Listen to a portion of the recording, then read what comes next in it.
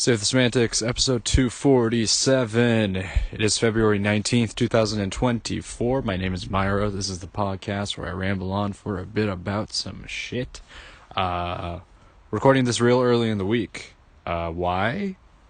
Because 1, I felt like it. 2, I had the time to do it. 3, I'm in a good mood. Which I guess kind of coincides with my first point, but I'm in a good headspace right now. I found myself sometimes recording when I'm not in a good headspace. And I regret at times not recording things earlier when I had like a certain thing that I wanted to talk about, or if I was like just in a good, I was just feeling better about myself, and it just makes for better, just a better podcast in general, right?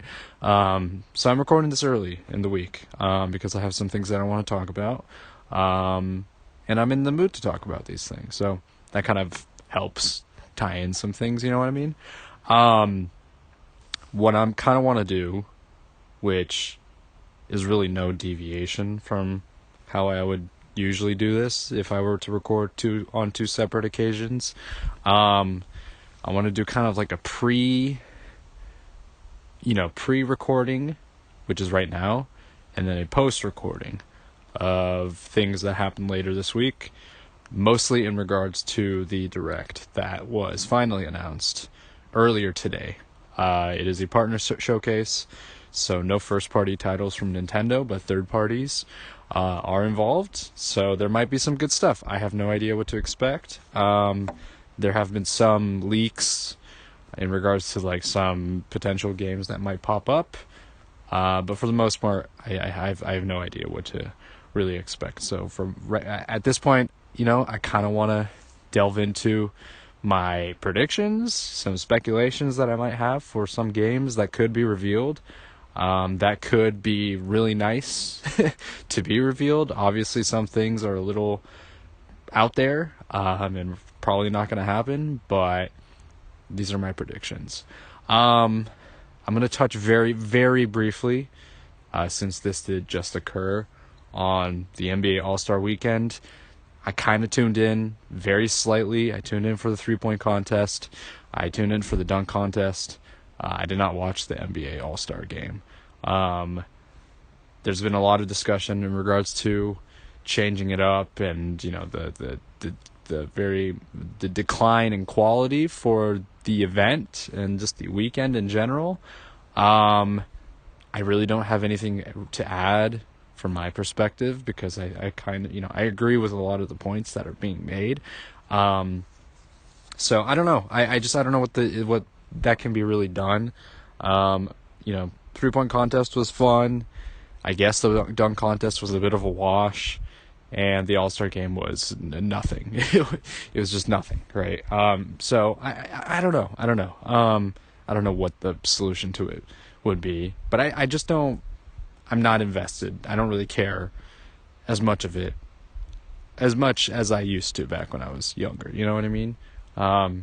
It could be the case where it catered more towards my younger self, probably, and because maybe I had more time on my hands and I really wanted to spend all day watching these events and whatnot, and whether it was like worth it or not, like it might just not be worth it to me anymore. But I think there's enough kind of criticism regarding this whole period of that time and the whole event really, that there might be things that are subject to change, you know what I mean? So that's really it. Honestly, with basketball, NBA stuff, at this point, I'm really just looking forward to the rest of the season, and seeing how that shapes up. So I'm ready to move forward onto kind of the next phase of the season, going into February, March, and then into the play-in and playoff period. Let's get into some predictions on what might be announced. So this is a third-party showcase for Nintendo, the Switch, taking into account that there have been quite a lot of Switch 2 rumors, which I noted last week. I'm not sure like what exactly would be like beneficial to be revealed for this upcoming year, because if there is the expectation that the Switch 2 has been delayed to 2025, then I feel like third-party games are going to have to carry a lot of the load for this year, right? To keep consumer interest and everything like that. I think it is, if there's not enough for first party, it's just a lot of the attention is going to be weighed on third parties to be able to provide that, right? Third parties, indie titles, Silk Song, we don't know. That's always a big one, right? I highly doubt it. I highly doubt Silk Song is going to be announced at all anytime soon. Honestly, I'm like putting like no stock into Silk Song anymore. I'm just like, it's been so long. Like the developers have slowly been like, hey, we're still working on it. Hey, what's up, guys? We're still working on it every few months or so, but it's just not, I just don't expect anything for Silk Song anytime soon. You know what I mean? No release date or anything like that. It would be great to hear, but I just don't have I just don't have a lot of faith in that. So games, of course, there's like a list of games that I would love to hear coming this year. Xenoports, man, that's a big one. Let's just get that one out of the way. Xenogears, like a HD 2D remake, like I've talked about before, that would be sick. That would be incredible. That would make the whole thing, right? Xenosaga ports to the Switch, like, why not? Come on, Bandai Namco and Monolith, they've been collaborating with like Xenoblade 2 and Xenoblade 3 Future Redeemed. Like, there's a little bit going on there, right? Come on, like, it's there. That relationship is there, so why can't? It's just like a little. Obviously, I don't know how much work it takes to get these things going, but I mean, come on, man. And they've ported. Listen, very relevant. I'm playing Baten Kaitos right now. Why can't they just do that for Saga? Like, I know it was, released for the GameCube, so maybe there's like some trademark issues related to that because it was released previously on a, Nintendo platform. But like, is it that much of a stretch? And then also Square Enix, right? One of the biggest third-party collaborators with Nintendo, considering games like Octopath Traveler and freaking Triangle Strategy, like all of these very, the very kind of tent poles for the HD 2D kind of RPG games. What about Square, man? Come on. Gears? Is that hard to do because of the connection that with like, Monolith and Takahashi and all that? Is that a whole thing that can be disputed? Can Nintendo purchase the rights to Gears? I don't know. Listen, recently news came out that Nintendo has been considered one of the most profitable companies in Japan because they essentially have no debt on their balance sheet. Like, look, profitability, I feel, is more of a better indicator of how successful and how much net worth a company is. But debt does have some, definitely has an effect on that. But I don't see why it can't happen. Nintendo, like, come on, man, you're sitting on a fuck ton of cash. Use some of it. Buy some IPs, man. Buy some stuff. You know what I mean? I feel like that would be hugely beneficial. Like, buy the IP, get Xenogears on the Switch and Nintendo platforms. Come on, So that's obviously like the highest, thing that I would really want to see. That's very, very, very wishful thinking. Other games that I could kind of see being ported, these are, I feel like, a bit more viable. Maybe some, like, additional, like, DS kind of remasters. we recently saw that with another recollection, right? Very, very niche game that was originally released for the DS, and the second game only being released in Japan. I mean, if that's possible, I don't see why another DS game couldn't be ported to the Switch. I'm thinking like, look, if like Golden Sun is on the NSO, then maybe like the Golden Sun sequel could be coming to the Switch. Maybe some kind of, I don't know if a remaster is like the best way to put it, but like some kind of, upscaled version of it. Other RPG games out there, maybe like the Mario and Luigi series. I don't know. I've never played them. What else could go up there?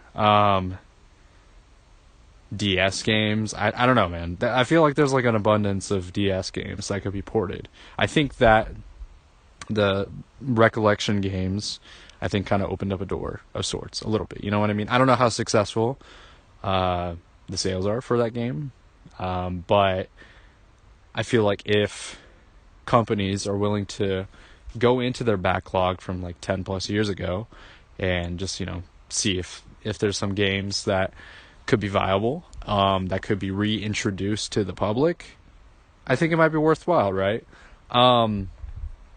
So I'm thinking DS games could be a possibility for this partner direct. Talking about some of the things that have been leaked, there's been speculation that there's going to be sort of like a remaster of this game called Endless Ocean for the Wii. I never played it before. That's going to be coming to the Switch. I don't really know what it's about. Apparently it's like a discovery kind of game. I have no idea what it really is, but it's like what you're discovering things underwater, that sort of thing.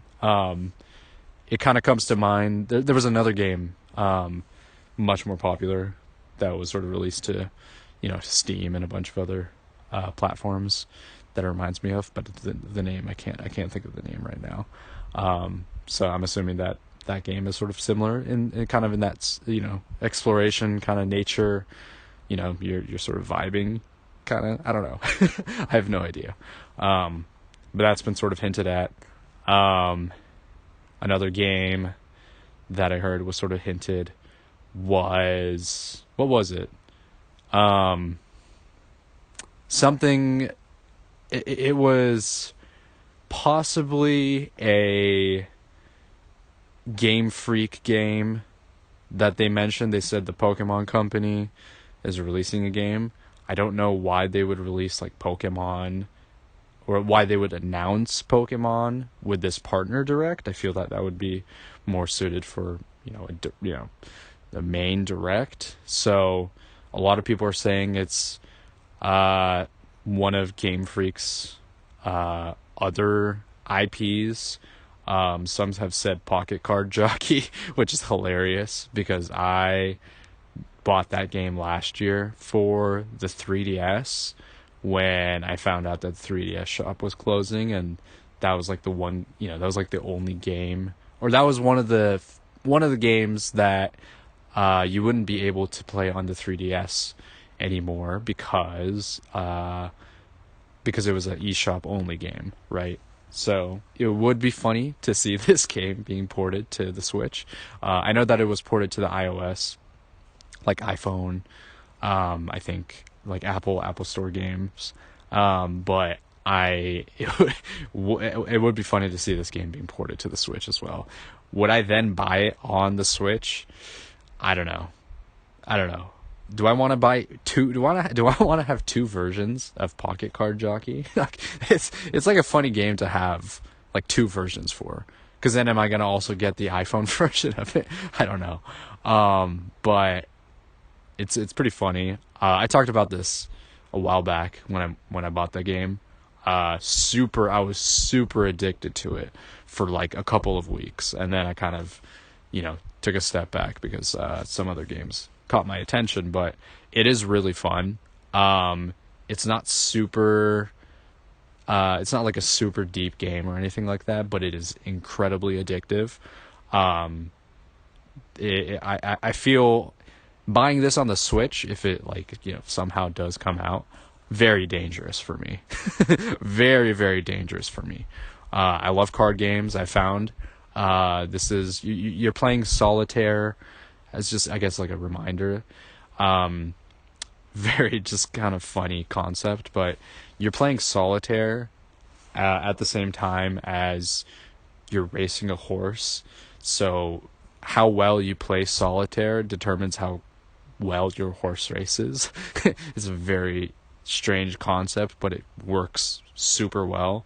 There's a lot of you're kind of doing it's interesting. It's almost kind of roguelite a little bit in a sense, because you start off with one horse, and essentially you try to advance as far as you can in kind of these like racing circuits. The main goal is essentially you want to win like the Grand Prix or something like that, right? The highest, the Kentucky Derby. You want to win the biggest race. So you kind of build up your horses, and if one horse fails, you have the ability to kind of keep that horse in like your stable, and you're able to continue to make runs essentially with a single horse. You're able to breed past horses to essentially create an even stronger horse who has better stats and all that. It's very you're sort of going through the same motions where you start from the very beginning with the kind of the easier race, and then you sort of build up to the more difficult races. So in a sense there is a bit of like a roguelike element to it, and I think that part kind of appealed to me, along with the solitaire playing part. So it's a really fun game. If I do want to revisit it, I could just play my 3DS version, but if I get it for my Switch, it's just easy. Like I use my Switch far more nowadays than I ever really touch my 3DS. So I feel like it makes sense if this game came to Switch, because this game is right up my alley, and I've already enjoyed playing it, but I also know how how dangerous that can be, like how addictive that is. I had some sleepless nights because of this game, so I might this is all me basing the fact that the game that's going to be released is Pocket Card Jockey. We have no idea if it is, but it would be interesting if it was. Anyways. Other games I could see being ported. Some other GameCube games. Like I said, Baten Kaitos, the remaster version, came. So it's like, I don't know, something like Chibi Robo. What else? Some other, I'm trying to think, like, what other, like, ports could, I mean, wasn't that, like, Nintendo licensed? I'm not entirely sure, but maybe some other GameCube games. So I saw a comment that said like maybe GameCube NSO, that could be interesting. Is that how would that work? Is that really, would that be like an issue for like how many games can you really port onto NSO? And also NSO is directly Nintendo kind of thing, so maybe that might not make sense. That would be more suitable for and a Nintendo, like a direct as opposed to a partner showcase. So that might not make sense. I think a port of GameCube games would make much more sense. So yeah, I don't know. So obviously my big ones are for my JRPG games. Obviously, that's no surprise there. It would be interesting to see like what if there are maybe like some indie games that are kind of thrown in there. But I really honestly don't know what to expect. If there is something that could be like a surprise or that could be kind of interesting, that might be worthwhile. I do expect maybe Square to make an appearance with some game. I don't know what kind of game it would be, but I feel betting on Square might be a good bet, just because of how how oftenly they've released things exclusively for Switch initially before being released to other consoles. So that wouldn't really be that much of a surprise, but that's kind of where my head's at, is ports, and then maybe some other surprises down the line. Will that be enough to hold fans over for before Switch 2? I'm not entirely sure. Once again, I'll probably keep reiterating this. I have plenty of games that I still want to play. I have games that I talked about wanting to play 2 years ago that I haven't even touched. And there's plenty of other older games that I would like to explore as well. So there's plenty for me to get through. I still have many 40, 60 hour JRPGs on my list. I still have many other, action games like Metroid Prime. I also want to revisit games like Phoenix Wright, because I haven't finished the original trilogy yet, so that's still kind of on my backlog. There's still so much. There's still so much for me. So I'm good. You know what I mean? But I would be interested to see kind of how things shake up this year. So that's kind of where my head's at. These are kind of some of the things that I wanted to talk about before the Direct, which is coming up in 2 days. So that's pretty exciting.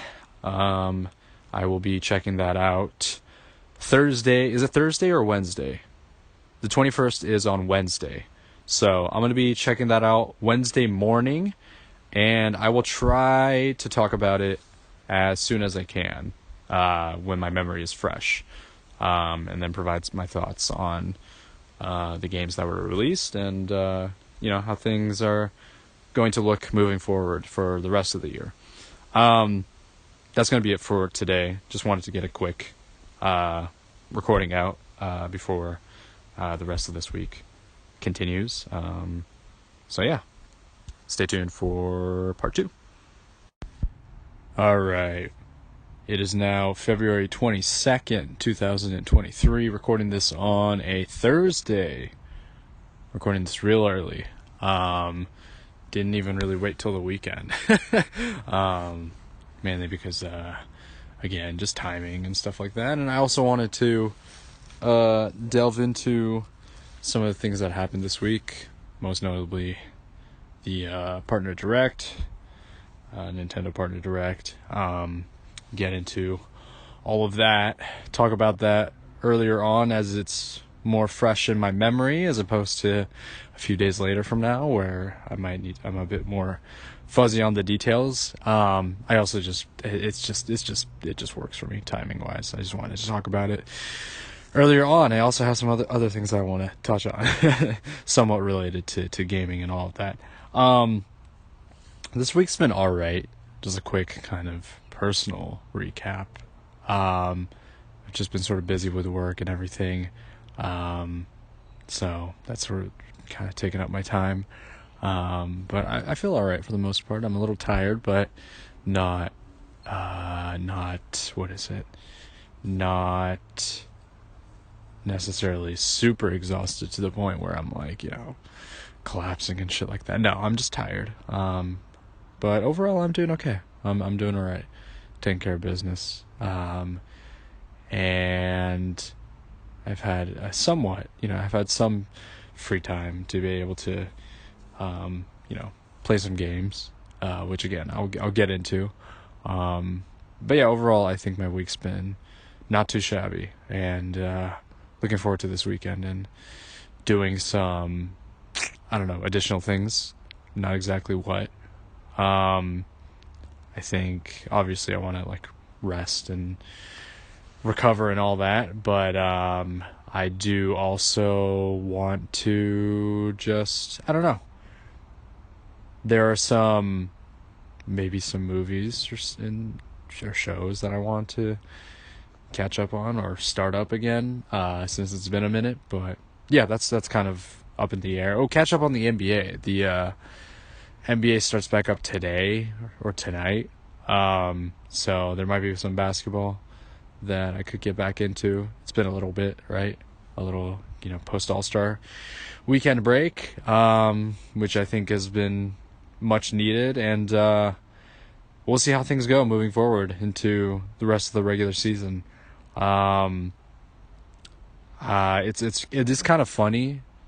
Just one more thing noting regarding like the NBA and stuff, but it is really funny during this kind of lull period of time what types of discussions and what types of news are sort of brought up in light. Like there's no, it isn't related anything at all to the games itself, because there are no games going on. It is all just like, it's all just this petty kind of media drama, a lot of stuff being brought up regarding Doc Rivers and like Giannis and the Bucks, a lot of drama surrounding that, just because of the way the Bucks have handled their season and all that. It's like, despite that, they're still like top 3 in the East too, which is really funny. Like if it was a situation where they were like in the play-in, that sort of thing, I feel like it would be more warranted, if you want to call it that. It's just funny. I think the expectation was that they were going to be like the best team in the East or whatever, or one of the best teams in the league, and they're not really that currently. So it is. I think a lot of the response from fans and media and whatnot is related more to underperforming and that sort of thing. And so, and then you obviously got Doc Rivers, who's somewhat of a controversial figure as in terms, as a coach, less so than, personality wise, but it's just kind of funny seeing all these things pop up, and like, because there's nothing going on. There's nothing to talk about. There's nothing, you can't talk about like, wow, did you see Luka score 70 again? It's like, no, that didn't happen. So we got nothing to talk about. So let's talk about some drama instead. So yeah, that's been kind of funny to see. But other than that, I've been sort of, just been waiting for the games to show back up around. Let's get into the direct. Overall, just sort of underwhelming, really. It's nothing too crazy to note. There were things in it that I did find interesting, but overall a pretty underwhelming kind of direct. There weren't really a whole lot of things that were like earth-shattering reveals or whatever. Nothing like super high profile from any third parties. Nothing really from like Square Enix, which I was kind of surprised by. Because I was talking about, Dragon Quest and that sort of thing, but there's no Dragon Quest news, nothing like that. Obviously no Silk Song. What a surprise. At this point it doesn't even really, I don't know, like I said, it doesn't, like, who cares, right? We'll see the game when it comes, if it comes ever. Let's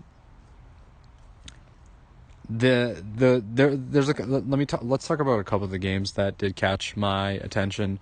So SMT Vengeance, it looks like sort of like the definitive edition of the game, sort of similar to Persona 5 Royal, that sort of thing, where there's this additional story content sort of tacked on to it. I'm sort of, I was in the crowd where I bought the base game for SMT 5, like pretty much early on. I was like, I bought it like almost immediately after release.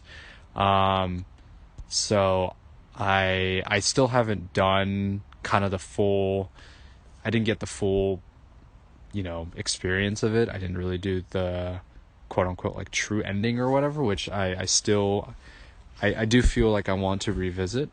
So it's interesting with this version of the game. It is a little annoying if it is sort of expected to be kind of the, base game plus the additional stuff on top of it. I wish it was maybe like a DLC instead of like a full like repackaged version of the game. I find that to be pretty annoying. Like maybe I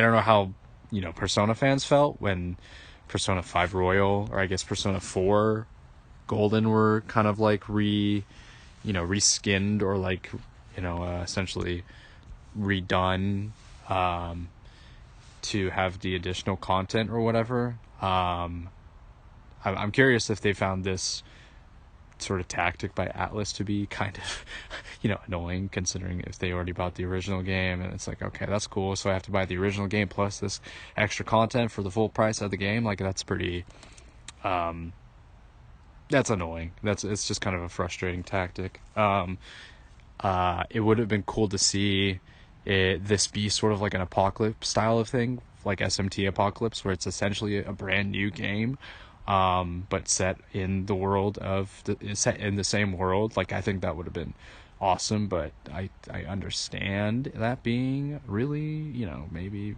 difficult or expensive or whatever, but they did it in the past. I don't see why they couldn't do it for this version. I'm sure it would have taken effort and whatnot, but still. Yeah, anyways, I really enjoyed SMT5. I think it was a lot of fun. I think the combat and the gameplay are top tier. But I don't know if this, like, additional content, additional storyline, which is what I'm expecting it to be, will be enough for me to essentially purchase this game again just to experience that portion of the story. I don't know. If it was like a DLC thing, then yeah, I probably would have considered getting it and playing through it. But if it is the full game plus the new stuff, I just don't. I think I might have to pass on this, which sucks, because I am an SMT fan since 4. I mean, I'm not like the biggest like hardcore fan, but I've enjoyed the 4 series on the 3DS. Those are some of my favorite games on that system, and I enjoyed 5 quite a bit despite the shortcomings with the story. But I just don't know if it's worth it, to get this game. I didn't love it like that much for me to justify buying the game again, right? So I don't know. Well, yeah, I'm probably have to pass on that. It's kind of a crappy tactic, honestly. I hope other publishers don't do this kind of thing. Other games in the Direct that caught my attention: Unicorn Overlord. This is already announced, but they gave a release date for February. Was it February? I think it's pretty soon, right? It's like next week when the game gets released. I'm pretty sure. I forgot the exact date, but it's coming up really soon. There is a demo available. I might check that out if I have the chance. But that game looks really interesting. It's got Vanillaware stamp written all over it. I just finished playing 13 Sentinels, and I love that game. This game, it looks to be a lot different from that style. Much more focused on kind of the medieval fantasy elements of things, and gameplay much more in line with something like Fire Emblem. So if the writing is any good, and I mean I like the style already, I'm already up for it. I thoroughly, like I said, I've already gushed about 13 Sentinels before, so I won't get into that again. But I am putting this one on my list. Again, it's probably going to be tacked on to the backlog of things, but I will check this out later down the line, probably much later after its release, but this has definitely caught my eye. Other games, I mean, those are really the two that I cared about, to be honest. The other games that they talked about, here's another one, and this is the thing that I was going to get into a little bit more, but the rumors were correct about the Pocket Jockey getting ported to the Switch. So that's, listen, I loved playing that for kind of that short period of time last year on the 3DS. Um, this might be something to add on the docket. I just listen. This week I bought this game called Balatro. Is it Ballot? Yeah, it's Balatro. It's this card game, kind of a roguelike, similar to Slay the Spire, Monster Train, that sort of thing. Except you're playing poker hands, essentially. Super simple premise. It's super easy. You just have to beat the blind. You have to hit a certain number. You have to score a certain amount of points with, getting the best like hands possible, and then you get these like passive abilities from these Joker hands that you have. Awesome. I am thoroughly invested in this. The reason I kind of bring that up is because it's just like it's like more. If I do want to get Pocket Jockey, it's just like, dude, this is just like another card game on top of the other card games that I already have. You know what I mean? Is that overkill? It might be a little bit. So,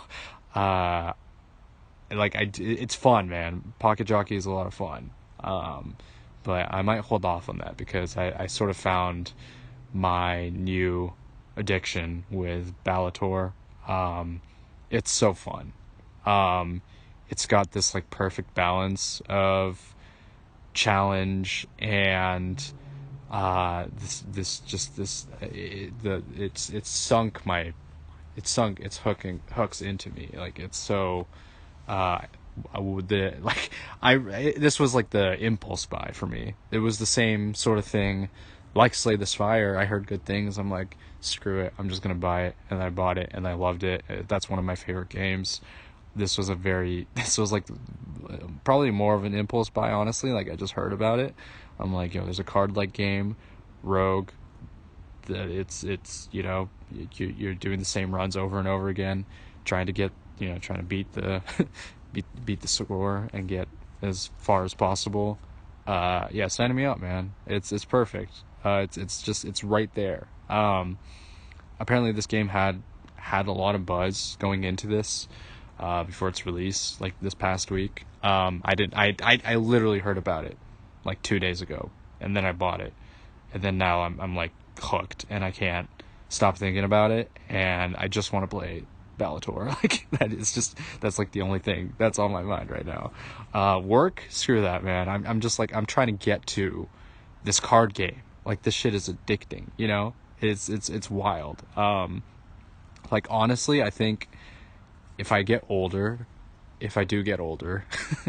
I don't know why I said do, like it sounds ominous.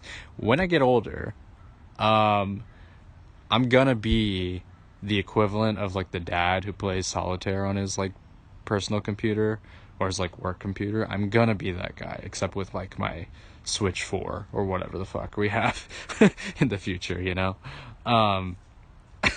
that's just what's gonna be. And then I'm just gonna be playing card games. I'm gonna have hundreds of roguelike, deck builder card games just compiled from years and years of gaming. I'm like, dude, I just need something. I'm just gonna be reminiscing about finding games that are even close to like Slay the Spire, you know what I mean? And then just like trying to find, I'm like, dude, I just need the next deck builder game, man. Just like scratching my arms. I honestly, like, outside of JRPGs and Zelda's kind of its own genre. These card games are my thing. I've found. I've talked about this, I've sort of mentioned this, but like a good one like this one that I just found is my jam, is my shit. So I'm looking forward to continuing to play this one and really get into the weeds of things. I'm still figuring things out. Falling on my face, failing runs, restarting runs, almost getting to the end of a run and then just falling short and just feeling that disappointed and being like, I need to do another run. That's dangerous, man. It's very addictive. Very similar situation with Pocket Jockey that I experienced last year. You know what I mean? So if it's again, if I end up buying it for the Switch, Pocket Jockey for the Switch, it's gonna be a real problem, man. like as if it isn't already. You know, I need to be disciplined. I need to have a little bit of just kind of restraint, which is actual restraint from making these purchases. Like I just need to hold off. I've bought a ton of games recently. Like I'm just looking back over the last couple of months during the Christmas season, there were these sales going on. It's like Disco Elysium was on sale. I'm gonna get that. Great game. I got Okami, which has been very critically, very high critical reception from the past, like a fun sort of action adventure game. I got that on sale. And then I got on my birthday, sort of like as like a gift to myself, I got Batten Kaitos, and then I got Final Fantasy X, and then I got this game. I need to probably slow down a little bit. I think I'm good. I think I'm probably good for the next little while. I think I have plenty of games actually on like my backlog in terms of games that I own, that I will get to, you know what I mean? So it's a very weird position to be in, because I think this is like, honestly, like I know obviously I've talked about having a backlog and that sort of thing. I think this is the first time where I actually have games sort of sitting there that I'm probably not going to touch for a long time, like multiple games that I haven't touched yet because of these other games that I'm currently playing. It's a very interesting kind of position to be in. I mean, obviously there's I'm very happy. I mean, it's like not much of a not necessarily something to complain about at all, but it's just kind of funny, because like I don't really necessarily need to be like being like, oh, what's the next game that I need to buy. It's like I'm good for a while, and it's also funny kind of coinciding with this this direct that came up, despite the fact that it was kind of underwhelming and everything. And then I've talked about a few days ago how the Switch 2, there's rumors that it got delayed till next year, 2025. Despite all of that, it doesn't really affect me personally, because I still have so many other games that I can play up until that point, you know what I mean? I still have all of these classical games that I still haven't played, especially Final Fantasy, 10, 8, 12. Those are kind of the ones that I have sort of on my sights. And then if like Suikoden, if those remasters get released on the Switch, those are some other games. And I also have the other JRPG sort of remaster games like Star Ocean that I talked about, Live Alive. What else? Not a remaster, but Octopath Traveler 2 apparently is really good and much better than the first one. Like there's so many. There's so many. And then there's still other games too. And I'm probably it's possible I might run into these unexpected games that kind of fall into my lap, because of just like timing purposes, word of mouth, whatever, like Balatro, and then I'm screwed. And then I'll never, I'll never get to those other games, which is fine. Again, I'm not really concerned about like backlog stuff, but it's just funny to think about, and it's really funny to think about just sort of the idea of like this sort of Nintendo Switch 2 news, and kind of being disappointed by that, which I am still disappointed by, if it is kind of the case that it got delayed. It's just, like I said, it's just fun to hear about new games that get released and all that. So it'll be, moving from kind of my own, my current situation. It will be interesting to see how Nintendo handles the rest of the year. Apparently there's been some talk of a general direct occurring in June, as opposed to, you know, as opposed to like right now, or I think it was like happening in March rather, as opposed to right now. So I don't know. That feels a bit more. That feels kind of maybe being a little, I don't know, maybe coping for something, but it's entirely possible, but I'm keeping my expectations level, despite all of the things that I predicted, quote unquote, predicted or wished for to happen that didn't happen at all. I'm still relatively keeping I'm going to try to keep expectations level for any announcements, releases, that sort of thing. I think this is going to be a pretty quiet year, I think, in terms of current year releases. Last year was just kind of crazy, right? With everything that came out. So there's going to be periods of there's going to be lull periods for sure, where there's not going to be these like huge, banger games that come around. There's going to be good games for sure, but it's just not the ones that are going to catch the majority of the public's like attention, the fan base's like attention. Maybe it'll catch my attention if it's like a, something that kind of appeals to me. But that's kind of the wrap up for the news this past week. Again, not really a ton that happened, but still something, you know what I mean? Really the big thing for me is Balatro. I'm going to be talking about this game for the next month. So, this might become the Balatro podcast. So kind of keep that in mind moving forward. I'm going to be talking about a bunch of random cards and, full house and flushes and two pairs, and how if you convert one of your face cards into a steel card, it might be beneficial to keep that, or maybe that's not like the best strategy. It's gonna be that, so just sort of keep that in mind for the next few episodes. I don't know, but that's really been, oh man, that's on my mind, man. That's what I'm looking forward to, that tonight, really.